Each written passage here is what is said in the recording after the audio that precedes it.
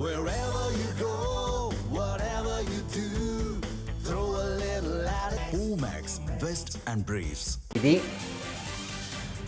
முன்னாள் அமைச்சர் KN நேரு மீதான லஞ்ச வழக்கில் ஜூன் 23ஆம் தேதி வரை எந்த மேல் நடவடிக்கையும் எடுக்கக்கூடாது என்று சென்னை உயர்நீதிமன்றம் உத்தரவு பிறப்பித்துள்ளது. விவரங்களை செய்தியாளர் செந்தில்குட்டி வழங்க கேட்கலாம். செந்தில்குட்டி, மேலதிக விவரம்.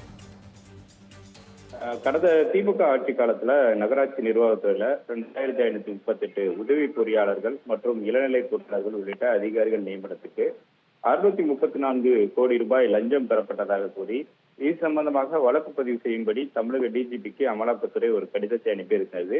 இந்த கடிதத்தின் அடிப்படையில் லஞ்ச ஒழிப்புத்துறை வழக்கு பதிவு செய்ய உத்தரவிடக் கோரி அதிமுக MP IS இன்பதுரை சென்னை உயர்நீதிமன்றத்துல வழக்கு தாக்கல் செய்திருந்தார். அந்த வழக்கை விசாரித்த உயர்நீதிமன்றம் அமலாக்கத்துறை கடிதத்தின் அடிப்படையில உடனடியாக வழக்கு பதிவு செய்ய லஞ்ச ஒழிப்புத்துறைக்கு ஒரு உத்தரவை பிறப்பித்திருந்தது.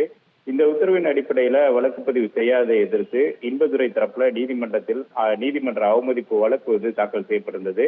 அதே போல வழக்கு பதிவு செய்ய பிறப்பித்த உத்தரவை மறு ஆய்வு செய்ய கோரி அப்போதைய திமுக அரசும் அதே போல முன்னாள் அமைச்சர் நேரு தரப்பிலும் வழக்குகள் தாக்கல் செய்யப்பட்டிருந்தது. இந்த அனைத்து வழக்குகளும் ஜூன் 23ஆம் தேதிக்கு விசாரணைக்கு வர இருக்கிறது. இந்த நிலையில நீதிமன்ற அவமதிப்பு உள்ளிட்ட வழக்குகள் நிலுவையில் உள்ள சூழல்ல இந்த விவகாரம் தொடர்பாக லஞ்ச ஒழிப்புத்துறை வழக்கு பதிவு செய்திருப்பதாக KN நேரு தரப்புல சென்னை உயர்நீதிமன்ற தலைமை நீதிபதி அமர்வுல இன்று முறையீடு செய்யப்பட்டிருந்தது. அந்த முறையீட்டை கேட்ட அரசு தலைமை வழக்கறிஞர் நகராட்சி நிர்வாகத்துறையில் அதிகாரிகள் நியமன முறைகேடு தொடர்பாக லஞ்ச ஒழிப்புத்துறை KN நேரு உள்ளிட்டோர் மீது வழக்கு பதிவு செய்திருப்பதாக நீதிமன்றத்துல இன்று தெரிவிக்கப்பட்டது. அப்போது குறுக்கிட்ட தலைமை நீதிபதி நீதிமன்ற அவமதிப்பு உள்ளிட்ட வழக்குகள் இந்த மாத இறுதியில விசாரணைக்கு வர இருக்கக்கூடிய நிலையில நீதிமன்றத்துல நிலுவையில் இருக்கும் பொழுது வழக்கு பதிவை எப்படி செய்ய முடியும் என்ற ஒரு கேள்வியை நீதிபதி எழுப்பியிருந்தார்கள்.